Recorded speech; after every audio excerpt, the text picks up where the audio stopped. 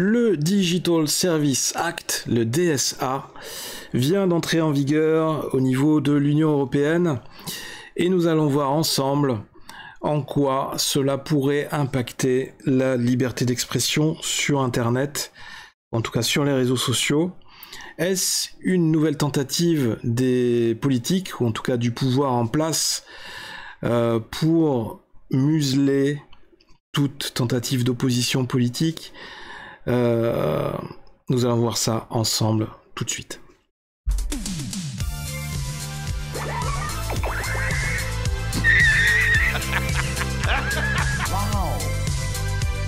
C'est toute l'histoire de ma vie. Plus besoin de coquillage. Parlera en présence de ton avocat. Toc toc. Vous savez que vous avez un problème de comportement. Ah! S'il peut saigner, on peut le tuer.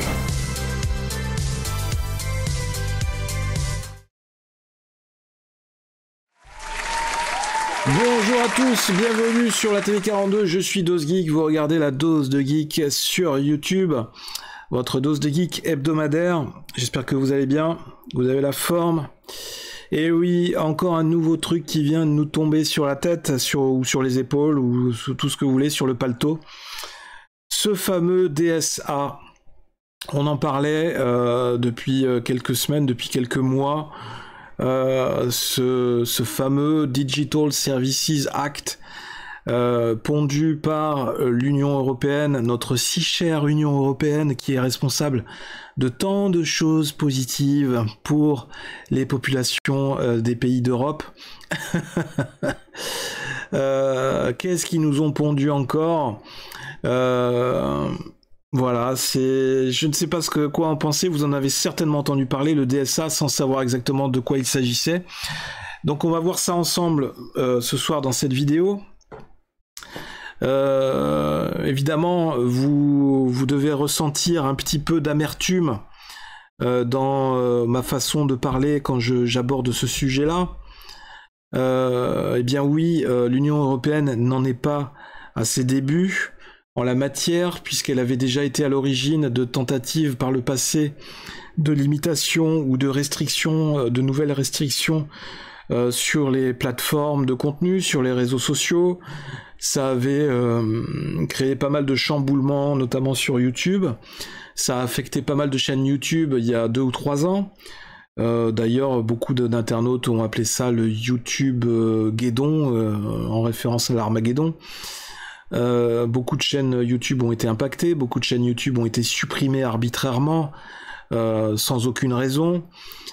Donc pas mal de tentatives de réglementation, de restrictions, de tentatives de limitation de la liberté d'expression ou de création de contenu, qui sont souvent décidées par des personnes qui n'y connaissent rien en la matière. C'est toujours la même histoire, et c'est vraiment à déplorer. Donc on va regarder ça ensemble, on va essayer de se faire un avis, on va essayer d'en savoir un peu plus sur ce fameux Digital Service Act. Vie numérique, tout savoir sur le Digital Service Act visant à mieux encadrer les géants du web. Et oui. Pour définir cette liste de plateformes concernées, l'UE s'est basée sur les entreprises dépassant les 45 millions d'usagers mensuels, soit 10% de la population européenne totale. Alors il faut savoir que pour l'instant il n'y a que l'Union européenne qui a mis en place ces restrictions, ou cette nouvelle législation, ou cette nouvelle réglementation, appelez-la comme vous voulez. Moi j'appelle ça des restrictions, c'est un peu comme les restrictions pendant la pandémie. Donc en fait, nous au niveau du monde occidental, au niveau de l'Union européenne, on est les seuls à se tirer une balle dans le pied à ce niveau-là. Ça fait des années qu'on se tire des balles dans le pied.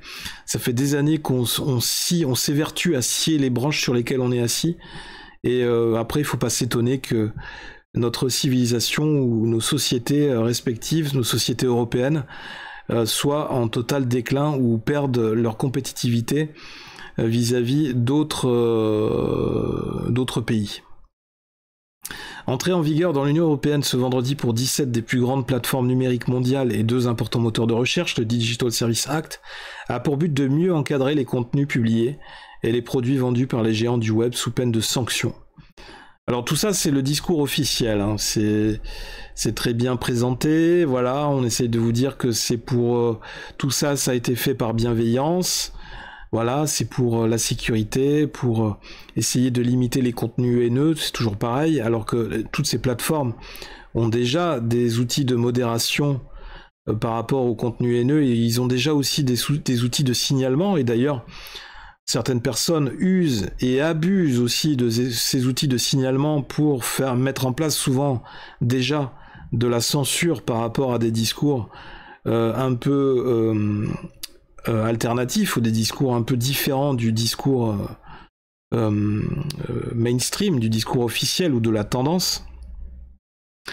Un premier outil législatif contraignant à l'échelle européenne, mis en place par l'Union européenne, à partir de ce vendredi pour 17 des plus grandes plateformes numériques internationales et 2 moteurs de recherche de référence. Il s'applique désormais aux plus grandes plateformes numériques. Adopté sous présidence PFUE, le DSA est une étape essentielle dans la régulation du numérique en Europe pour mieux protéger les citoyens européens en ligne, bien sûr. C'est une des priorités de la présidence française du Conseil de l'Union européenne. L'Union européenne vient de s'accorder sur un cadre de régulation des grandes plateformes du numérique, un cadre sans précédent dans le reste du monde. L'Union européenne se dote d'un cadre de régulation sans précédent des grandes plateformes numériques.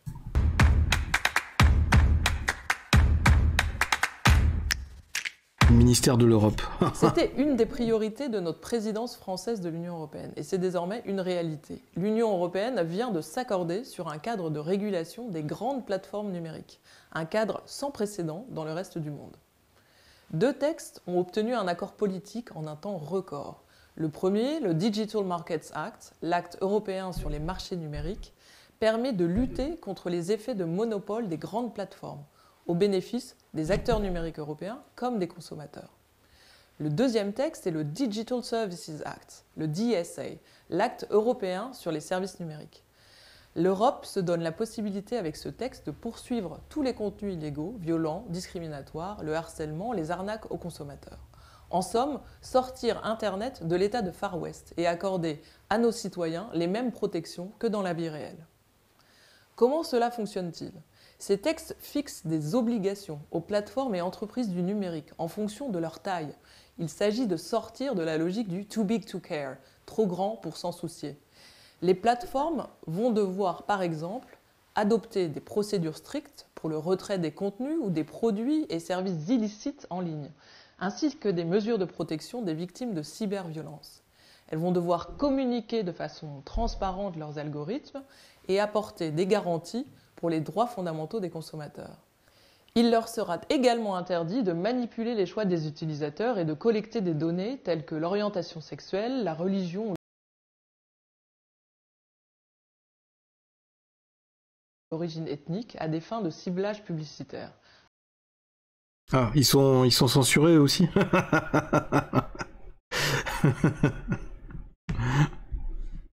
Ah, c'est honteux. Avec un accent particulier mis sur la protection des mineurs.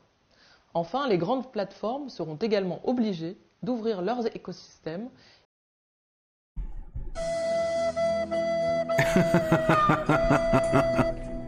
l'accès à leurs services afin de permettre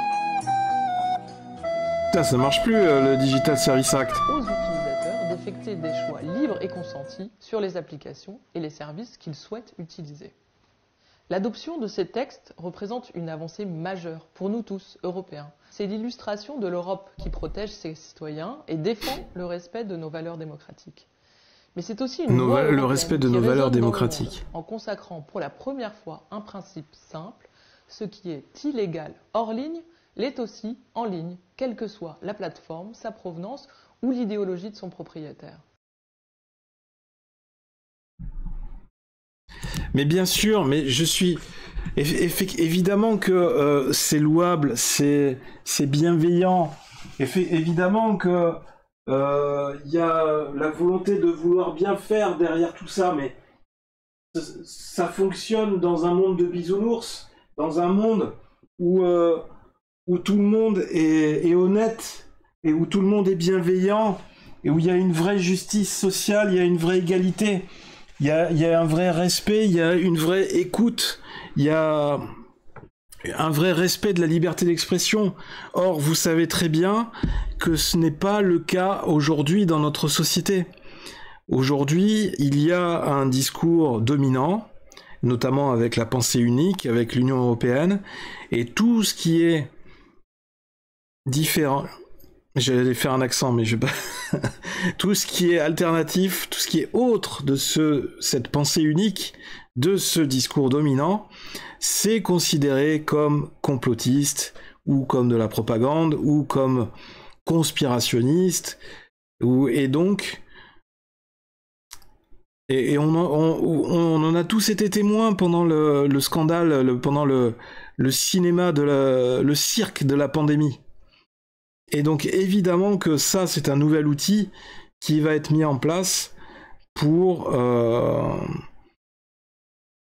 contribuer à museler encore plus la liberté d'expression sur Internet.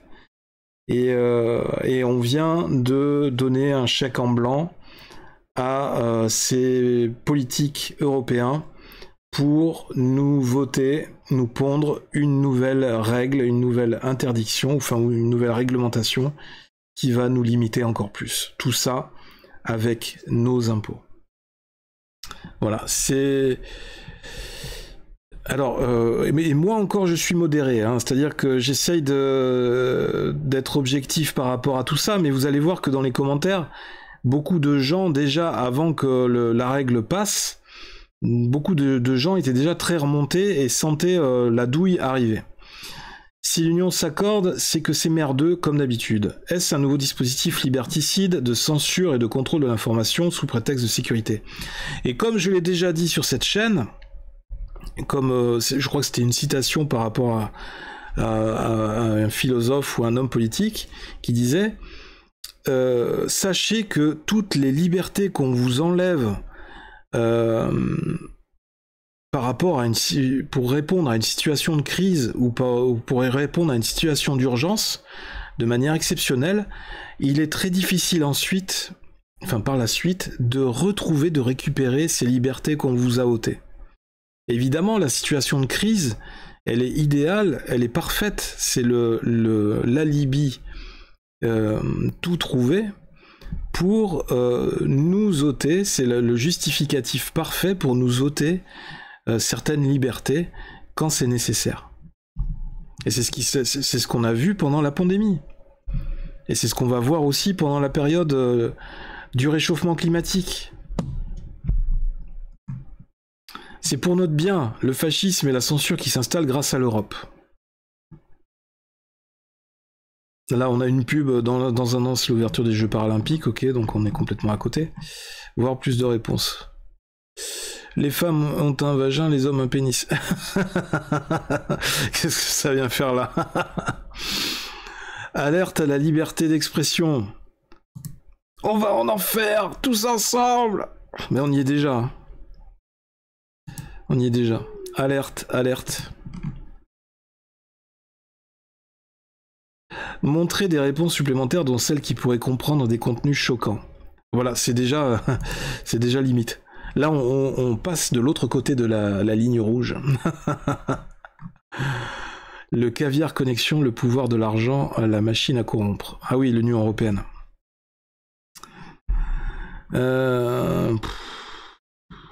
Pôle emploi, je comprends pas, qu'est-ce que ça vient faire là? On vous virera bientôt. Oui, bien sûr. À mon avis, ils sont là encore pendant un long moment. Ok, donc ça c'était le tweet. Ok, là c'est autre chose sur la Baïa, mais on n'y est pas. Donc on revient sur l'article. Cet encadrement sera étendu dès le 17 février prochain à l'ensemble des sociétés présentes en format numérique. Quels sont les géants du web concernés? Eh bien, Google, Bing. On a aussi 17 plateformes numériques, Wikipédia, Amazon, Zalando, Booking, AliExpress, App Store, YouTube, Pinterest, Facebook, TikTok, Instagram, Snapchat, Google Shopping, Google Play et Google Maps. Pour définir cette liste, l'Union européenne s'est basée sur les entreprises dépassant les 45 millions d'usagers mensuels. Alors moi je dirais, pourquoi pas, si c'est pour bien faire, pourquoi pas sur YouTube? Vu que YouTube actuellement c'est le chaos total, au niveau de l'algorithme, c'est tout à fait n'importe quoi. On se retrouve souvent avec des suggestions, c'est toujours les mêmes suggestions, ça tourne en rond. Une fois qu'on a regardé une vidéo sur une thématique, et ben YouTube va nous proposer plein de vidéos sur toujours la même thématique, et on s'enferme dans toujours la même thématique, et c'est aussi ça qui contribue à encourager la radicalisation ou du communautarisme,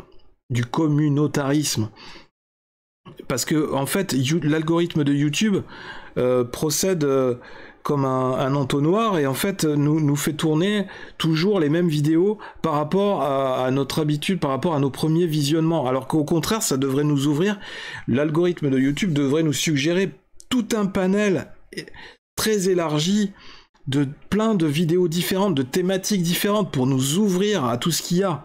Or c'est tout le contraire. Donc à ce moment-là, intervenez pour essayer de limiter ça, pour essayer de forcer la main à YouTube pour et YouTube est aussi coupable de beaucoup d'inégalités. Pourquoi il y a certaines chaînes qui sont mises en avant alors qu'elles ont très peu d'abonnés ou de vidéos, au détriment d'autres chaînes qui ont une très forte communauté mais qui ne sont absolument pas visibles sur Internet. Beaucoup de personnes, notamment de youtubeurs, accusent YouTube de faire preuve de shadowban. D'ailleurs, j'ai échangé dernièrement avec un technicien de YouTube par rapport à une autre chaîne qui fait l'objet d'un shadowban, j'en suis persuadé, mais il continue à nier. Alors que c'est avéré que beaucoup de chaînes en sont victimes. Et il n'y a rien à faire. YouTube refuse de reconnaître, évidemment, s'ils le reconnaissent, ils vont avoir des procès au cul, et ça serait admettre que ce sont des escrocs. Des algorithmes ciblés pour plus de transparence. Ben j'espère qu'on va avoir de la transparence, mais j'y crois pas trop. Je pense qu'encore une fois, les dindons de la farce, ça va être les utilisateurs, ça va être les consommateurs, les gens qui sont abonnés sur les plateformes. Il a prévu de s'attaquer aux algorithmes de ces géants du web. Ces derniers devront expliquer pourquoi un contenu vous est proposé, que ce soit en lien avec votre âge, votre sexe ou vos centres d'intérêt. Les mastodontes ciblés dès ce vendredi devront également permettre à leurs consommateurs de pouvoir suivre uniquement le contenu auquel ils sont abonnés dans l'ordre chronologique, sans être pollués par des suggestions notamment. Et c'est le cas actuellement, je suis pollué par des suggestions de vidéos dont je n'ai rien à faire. Sur des sujets qui ne m'intéressent pas. Par contre, je suis abonné à d'autres chaînes. Il y a certaines chaînes, je n'ai pas les notifications des chaînes auxquelles je suis abonné. Donc ça n'est pas normal. Et il y a aussi des personnes qui sont désabonnées automatiquement des chaînes par YouTube. Donc c'est un scandale. Donc en fait, je prie souvent...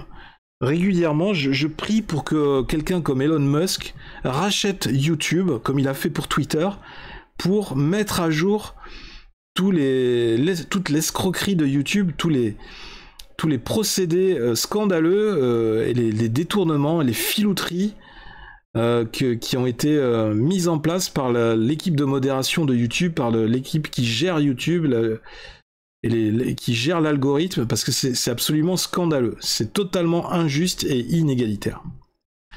Plus de facilité pour signaler des contenus. Alors ça, je m'en méfie.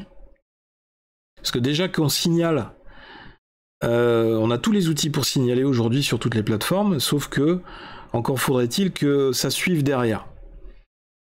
Donc à quoi ça sert d'avoir plus de facilité pour signaler ? On aura à disposition un nouveau bouton permettant de signaler directement un contenu interdit en Europe. Outre les régulateurs de confiance et les consommateurs, un recrutement important des modérateurs spécialistes de droit européen doit être mis en place pour accélérer ce processus. Donc encore une fois, on a voté quelque chose, on a décidé quelque chose, mais il n'y a rien qui est mis en place derrière. Donc c'est juste des annonces pour faire peur. Et pour inquiéter, pour embêter, pour ennuyer, pour compliquer la vie. Mais en fait, ils n'arrivent pas à suivre, ils peuvent pas être présents partout. Ça sert à rien de mettre encore de nouvelles règles. Une amende pouvant aller jusqu'à 6% du chiffre d'affaires mondial. En cas de non-respect des règles citées précédemment, la Commission européenne pourra appliquer des amendes pour chacune des plateformes les moins vertueuses à hauteur de 6% de leur chiffre d'affaires mondial. Alors personnellement, sur Twitter, j'ai pas vu de différence depuis ces quelques jours. J'ai pas vu de changement. Elle pourrait même exclure purement et simplement ces dernières du marché européen en cas de manquement répété à ses obligations. Mais c'est débile! C'est débile, pourquoi l'Union européenne exclurait des plateformes de ces pays alors qu'elles vont continuer à faire du chiffre et à se développer dans tout le reste du monde? Encore une fois, on se tire une balle dans le pied. Alors que tous les autres pays n'y voient pas d'intérêt, ça s'auto-régule de soi-même. Donc Twitter, on l'a vu. Tout ça, on l'a vu. Alors 20 minutes, ils en ont parlé. C'est quoi le DSA, la nouvelle super arme de l'Europe pour réguler les réseaux sociaux?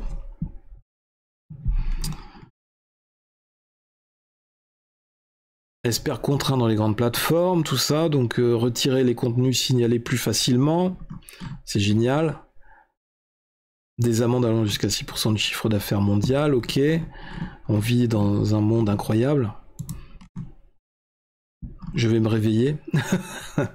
L'UE devrait s'intéresser, effectivement, aux valises de billets qui achètent les lois des parlementaires plutôt que de museler la population de l'UE dans le peu qui lui reste pour s'exprimer librement.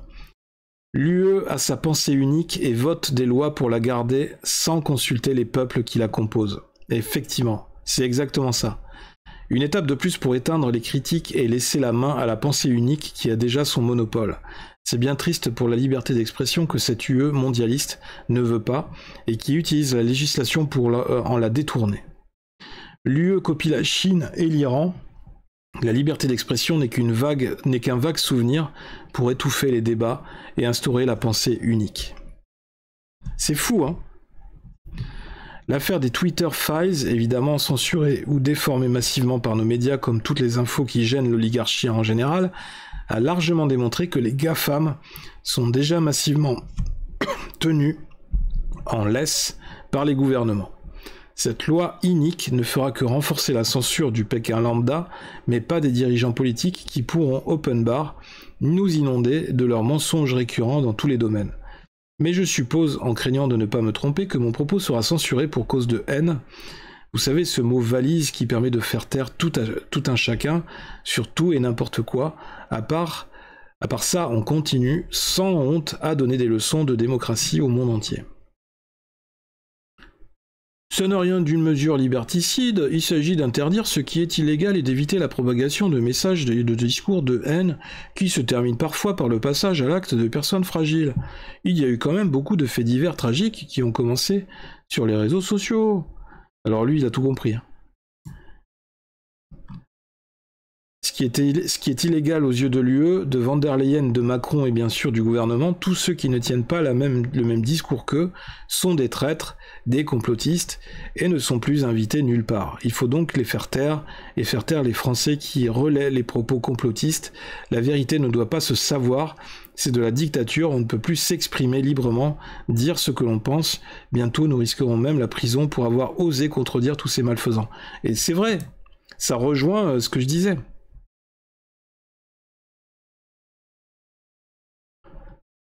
Ce projet porte sur la modération, rien à voir avec le fait d'interdire aux gens de s'exprimer.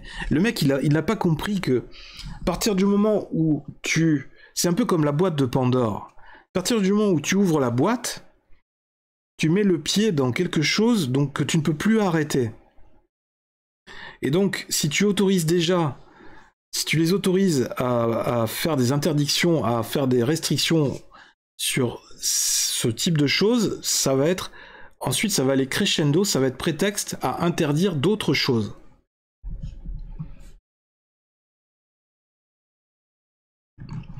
Et donc, tiens, il y avait un article sur... alors ça, c'était 01.net. Ah oui, alors, officiellement, l'Union européenne menace les géants de la tech d'amende s'ils ne luttent pas contre les deepfakes. Parce que, officiellement, c'était pour... restreindre, pour interdire les deepfakes qui ont beaucoup été publiées, qui ont beaucoup été diffusées sur YouTube, deepfake de vidéos par rapport à des hommes politiques, ou deepfake maintenant par rapport à la voix, puisque avec l'intelligence artificielle on peut tout imiter maintenant, et en fait ils préparent le terrain par rapport aux prochaines élections. Ils veulent baliser au maximum le terrain afin de limiter tous les risques de deepfake ou de détournement qui pourraient nuire aux campagnes électorales. Donc la Commission européenne devrait publier jeudi une mise à jour de son code de bonne pratique contre la désinformation. Donc c'est le nouveau mot, enfin le nouveau terme, la nouvelle raison ou la nouvelle motivation, c'est lutter contre la désinformation. Bon, c'est pas nouveau, hein, ça fait quelques années maintenant qu'ils prétendent vouloir lutter contre la désinformation, mais là, avec ce type de loi, ça va aller un cran au-dessus dans la lutte contre la désinformation, et en fait, il y a fort à parier que tout va être prétexte à lutter contre la désinformation. Les deepfakes représentent une arme importante pour la désinformation. Mais là, les deepfakes, on va vraiment dans le cas extrême. Alors, il y a un article qui était très intéressant sur Véridique. Les enjeux pour la liberté d'expression. Les plateformes plus petites seront soumises à ces directives à partir de février 2024. Ce qui est proscrit hors ligne doit l'être également en ligne. Bien qu'elles ne soient pas directement responsables des contenus qu'elles accueillent, les plateformes, à l'exception de X, Twitter, depuis qu'Elon Musk a repris le réseau social, avaient déjà signé des accords avec les Nations Unies dans le cadre de campagnes verified et non à la haine, visant à lutter respectivement contre l'infodémie et les messages haineux.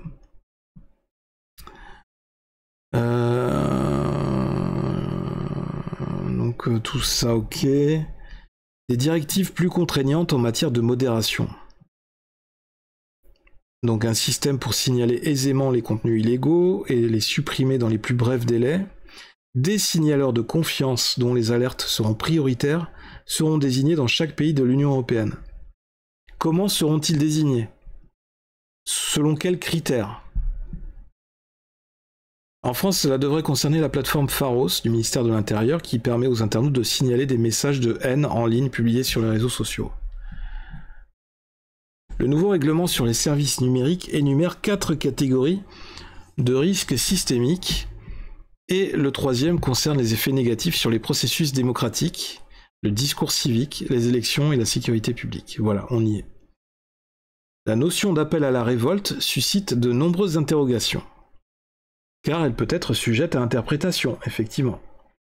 Parce que beaucoup de mouvements comme les Gilets jaunes ou autres qui, au départ, sont plutôt bien fondés, hein, puisque c'est le peuple qui revendique, ou les manifestations pour contre la réforme des retraites sont des mouvements populaires qui sont bien fondés, qui sont légitimes au départ, et qui ont trouvé naissance qui sont développés grâce au réseau social. Et donc avec cette nouvelle loi, il y a fort à parier, encore une fois, que ce genre de processus, ce genre de mouvement, vont avoir de plus en plus de mal à se développer sur les réseaux sociaux, parce qu'ils seront systématiquement interdits ou bloqués. La question se pose de savoir si des contenus liés aux mouvements sociaux tels que les Gilets jaunes, les syndicats ou les organisations écologistes pourraient être considérés comme des appels à la révolte et entraîner leur suppression immédiate. Une question d'autant plus pertinente que la répression des lanceurs d'alerte et des militants écologistes a franchi un cap ces dernières semaines, comme en témoigne la dissolution des soulèvements de la Terre. Alors ça, il faut le reconnaître, effectivement, il y a eu une tentative de dissolution de ce mouvement, même si je trouve que dans ce cas-là, c'est justifié, parce que ce mouvement est à l'origine de multiples dégradations et d'atteintes à la propriété privée. Donc à partir du moment où ce genre d'association et ce genre de mouvement violent les lois, moi je trouve qu'il est légitime que leur association, comme toute autre association dans n'importe quel domaine, soit supprimée, soit dissoute. Mais quand il s'agit de mouvements d'expression sur les réseaux sociaux, attention à ce que ça n'aille pas trop loin et à ce que ces mouvements ne soient pas bloqués. Parce que la frontière est très étroite et très, très faible, très infime. Où s'arrête la liberté d'expression et où commence l'appel à la haine ou l'appel au désordre, au trouble à l'ordre public? Qui peut le définir et comment le juger, comment le définir, selon quels critères? L'Union européenne veut également mettre le nez dans les algorithmes des plateformes. Les entreprises devront révéler comment fonctionne leur système de recommandation et offrir des alternatives à leurs utilisateurs. La boussole 2030 pour la transformation numérique de l'Europe.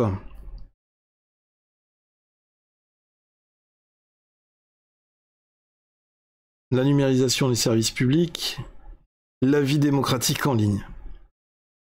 Et on sait que les deux, ça fonctionne pas terrible. Hein.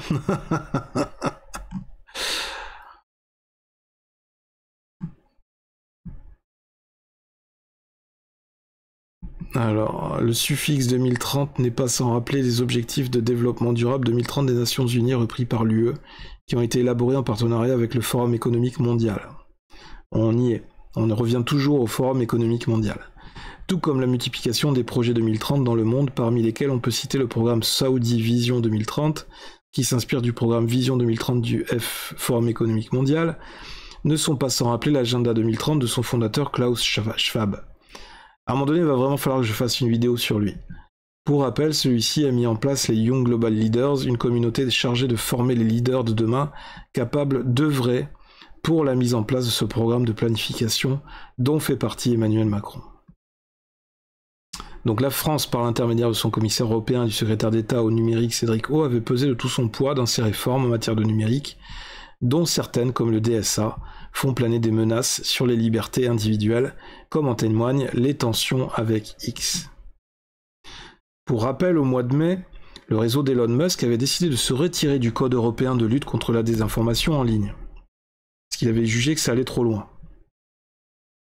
Dans une interview accordée aux Parisiens au début du mois de juillet, le ministre de la Transition numérique et contributeur du Forum économique mondial, Jean-Noël Barrot, exposait d'ailleurs les prochaines étapes visant à renforcer la régulation en France avec l'examen du projet de loi numérique qui débutait au Sénat, ainsi qu'au niveau européen avec l'entrée en vigueur du DSA.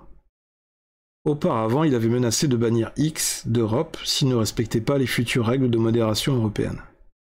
Pendant les émeutes, Emmanuel Macron avait menacé de couper Internet, et Gérald Darmanin et Jean-Noël Barrot avaient rencontré les représentants des plateformes des réseaux sociaux pour les alerter de leurs responsabilités et leur demander de les aider à identifier les utilisateurs de réseaux sociaux qui participent à la commission d'infraction. Vous vous en souvenez, ça? Le porte-parole du gouvernement et Young Leaders China, Olivier Véran, avait précisé que le gouvernement se concentrait particulièrement sur les fonctions de géolocalisation de certaines plateformes qui permettent aux jeunes de se retrouver à des endroits précis pour organiser des actes de violence. Donc tout est tracé. Hein.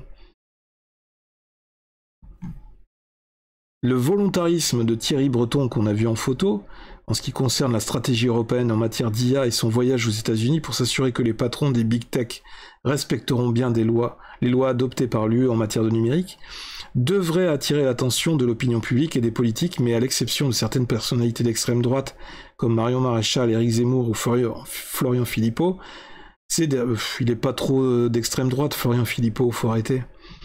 Ces derniers se font discrets, peut-être par peur d'être accusés de conspirationnisme, argument qui tue dans l'œuf tout embryon de réflexion en la matière. Effectivement, à partir de maintenant, il va falloir faire très attention quand ils s'expriment sur les réseaux sociaux s'ils veulent pas se faire bannir. Tout discours un peu opposant, ça va être prétexte pour se faire bloquer son compte. À gauche, la question commence à être abordée. Comme en témoigne ce débat sur la liberté de la presse qui s'est déroulé samedi aux AMFI de la France Insoumise qui ont eu lieu à Valence, au cours de laquelle Benjamin Morel, Sophia Chikiriou et Alexis Poulain se sont exprimés lors d'une conférence intitulée « Entre algorithmes et oligarques, quelle liberté de la presse ?» La France Insoumise, grand exemple de la liberté d'expression et de la tolérance et du respect de l'autre, hein, bien sûr.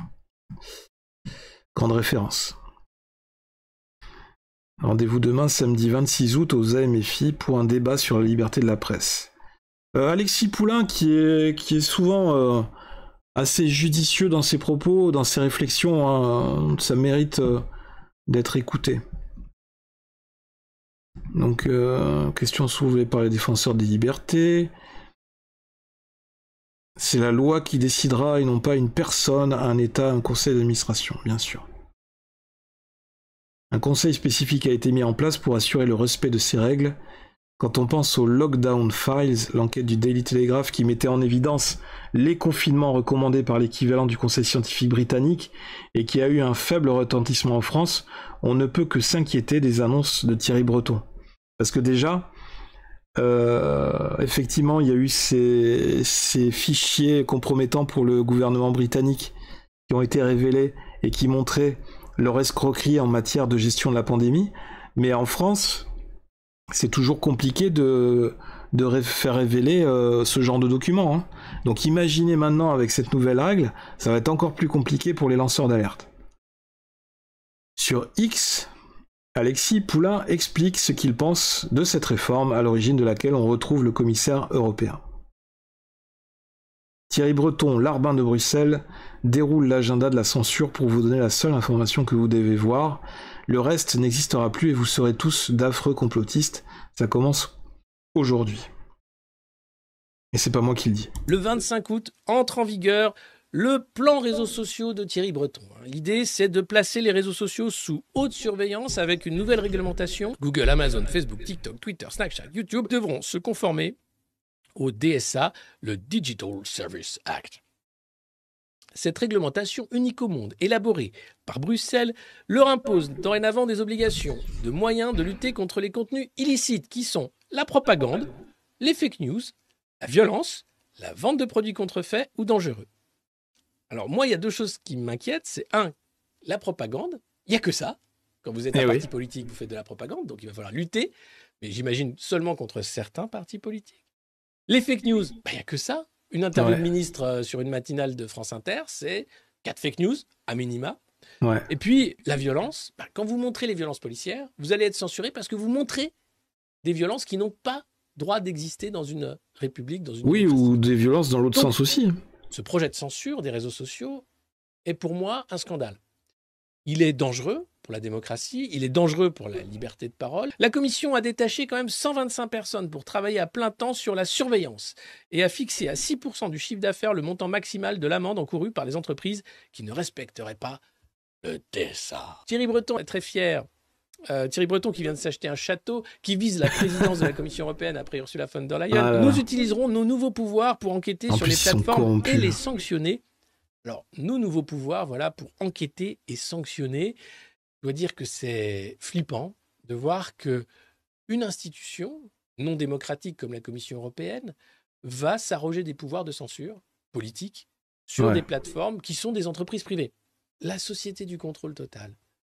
Le rêve du World Economic Forum. Alors bien sûr, ça fait conspi de dire ça, mais regardez tout ce qui se met en place, de la caméra algorithmique au drone, de surveillance, à la surveillance des réseaux sociaux, surveillance politique. Je mets le doigt là-dessus parce que, attention, il n'est pas question de sécurité, il est question de censure politique ici. Ouais. C'est vraiment effrayant. C'est éclatant de vérité ce qu'il dit. La censure politique qui est en train de se mettre en place. Et de la politique découle tout un tas de choses. Donc ça fait peur. Ça fait peur. Je sais pas comment tout ça va évoluer. J'espère qu'il va y avoir un contre-pouvoir à un moment donné, qu'il y a quelque chose qui va freiner tout ça. Je sais pas ce que vous en pensez, mais l'Union européenne, ça fait quelques années que moi ça me fait penser à l'Union soviétique. Comme il disait, en fait, on a une organisation qui est non démocratique, avec des commissaires européens, souvent des parlementaires qui sont aux ordres des lobbies, c'est-à-dire qu'ils sont arrosés régulièrement avec des commissions, avec des pots de vin. On a des gens qui sont corrompus, et d'ailleurs, je ne l'invente pas, hein, il y a eu des reportages là-dessus. Et Monsieur Le Breton en est un autre exemple. Expliquez-moi comment, en étant élu, on arrive à faire fortune au point de s'acheter un château. comment, en ayant un travail honnête, ici aujourd'hui en France, avec tout ce qu'on est taxé et tout ce qu'on paye en impôts sur les bénéfices et autres, comment arrivez-vous aujourd'hui à vous payer décemment, à investir dans un château, dans une propriété aussi importante? Normalement, les élus ou des parlementaires, des représentants du peuple, devraient être motivés par le souci d'œuvrer pour le peuple, d'œuvrer pour le collectif, pour la population, et non pas d'œuvrer pour leur propre intérêt personnel et pour l'appât du gain. Et aujourd'hui, c'est ça. On se retrouve avec des élus ou des responsables européens, parce que tous ne sont pas élus, hein, bien évidemment, avec des responsables politiques européens qui ont été nommés là, qui sont débarqués là, grâce au réseau, grâce au copinage, grâce à l'influence des lobbies, grâce à l'influence des partis politiques, et qui s'engraissent, qui font des fortunes, qui se constituent des fortunes sur l'argent prélevé sur les impôts des peuples européens. Tout ça pour restreindre toujours plus nos propres libertés. Donc quel est l'intérêt à un moment donné de cette Union européenne, ou j'ai envie de dire de cette Union soviétique européenne? Qu'est-ce qu'il nous apporte de positif? Je me pose toujours encore la question.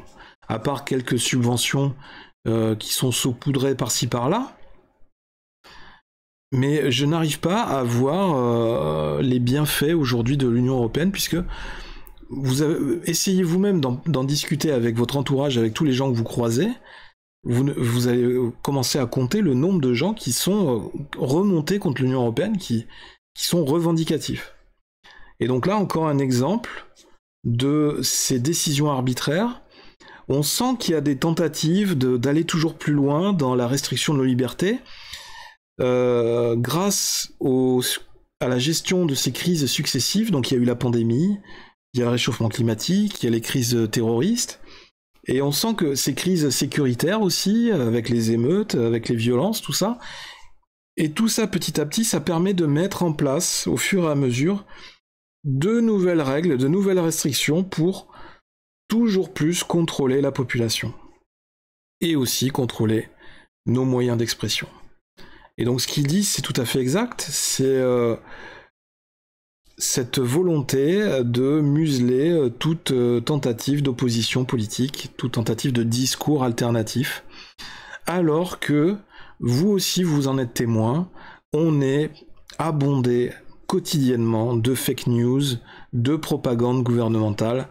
Ce matin, j'entendais encore notre ministre de l'économie qui nous disait qui disait à la radio que la France connaissait encore un rebond économique, qu'elle ne s'était jamais portée aussi bien qu'après la pandémie, que on est en pleine expansion économique, c'est la croissance, alors que c'est tout le contraire. On n'a jamais eu autant de liquidations d'entreprises en France depuis la pandémie, depuis les mesures de confinement, depuis l'arrêt total de l'économie française et depuis ce fameux prêt PGE pour soi-disant perfusionner l'économie française, alors qu'en fait ça a été tout le contraire, ça a plongé les entreprises françaises dans encore plus de problèmes et dans l'endettement, puisque ces prêts, il a fallu quand même les rembourser derrière.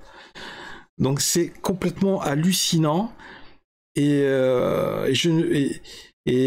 j'espère que les partis politiques, les oppositions politiques travaillent aujourd'hui activement pour essayer de trouver une alternative, pour trouver des outils juridiques pour s'opposer à ces mesures qui sont mises en place.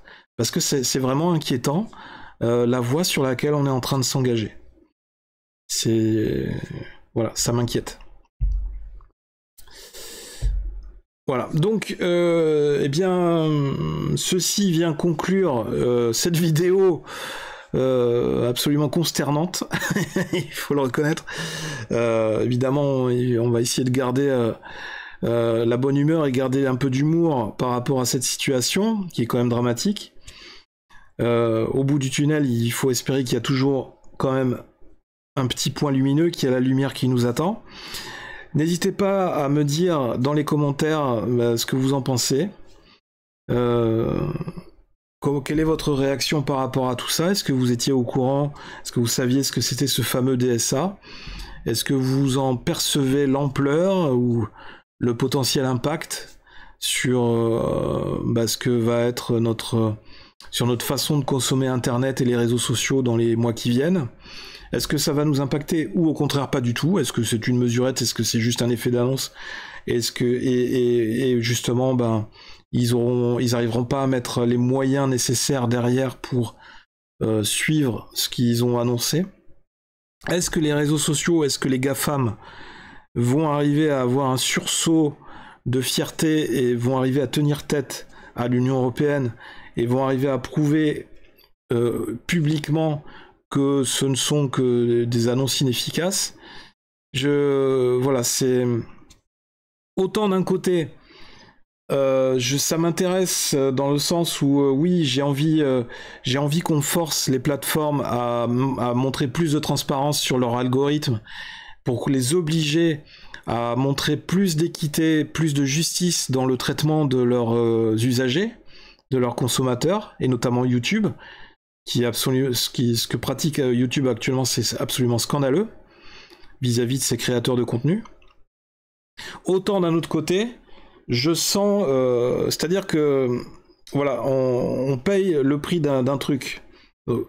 Donc d'un autre côté, voilà, il y a ce risque de perdre de la liberté d'expression. Et autant je pense que forcer les plateformes à donner plus de transparence, je pense qu'ils n'y arriveront pas. C'est quasiment impossible, parce que c'est des structures privées, c'est des entreprises, des grandes compagnies privées. Ils vont jamais donner toute la transparence. Ils donneront que des bribes, des miettes aux agences de contrôle.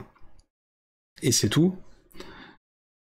Autant les mesures pour restreindre la liberté d'expression, ça, en l'occurrence, je pense qu'ils sont tout à fait capables et ils ont les moyens de bloquer toute tentative d'opposition politique, et notamment en période électorale. Donc ça veut dire encore plus de propagande de la part du parti qui est en place, qui est déjà aux manettes, pour l'aider davantage à se faire réélire aux prochaines élections. Ça ressemble un peu aussi à l'arnaque du vote des élections, du vote électronique. Hein. C'est la personne, c'est l'entité qui organise les élections, qui a le pouvoir de manipuler les élections. Donc c'est comme si c'est comme le casino en fait. Le casino, c'est aussi la banque, et quand vous jouez au casino, vous êtes tout le temps perdant. C'est quasiment impossible de gagner. C'est toujours le casino qui gagne à la fin. Et les élections et les élections, dans nos différents pays occidentaux, c'est un peu le casino. À chaque élection, c'est toujours le peuple qui est perdant. Voilà. Et c'est le casino qui gagne à la fin. C'est la banque qui gagne à la fin. Voilà. C'est ça la petite citation. Bien. Eh bien les amis, n'hésitez pas à me dire en dessous de cette vidéo ce que vous en avez pensé. Est-ce que vous en pensez du bon, du mauvais? Qu'est-ce qui va nous arriver? Qu'est-ce qui nous pend au nez? Est-ce que cette vidéo risque quelque chose? Est-ce que je prends des risques en abordant la question? Et puis voilà, si vous avez aimé cette vidéo, qu'est-ce que vous voulez que je vous dise? N'hésitez pas à liker, n'hésitez pas à la partager pour informer un maximum de monde, pour que tout le monde soit conscient de ce qui est en train de se décider, de ce qui a déjà été décidé en quelque sorte, hein, et ce qui est déjà en vigueur, et ce qui nous prépare donc pour les prochaines élections, hein. Parce que je suis quasi sûr que le parti En Marche et Emmanuel Macron vont se représenter, ou si c'est pas Emmanuel Macron, ce sera son poulain. Et il a de fortes chances d'être réélu dans ces conditions. Voilà, Et puis à l'occasion, n'hésitez pas à vous abonner à la chaîne. Bon, je vous laisse, je vais aller me suicider. Bonne soirée, bisous à tous, prenez soin de vous. Et à la prochaine. Bye.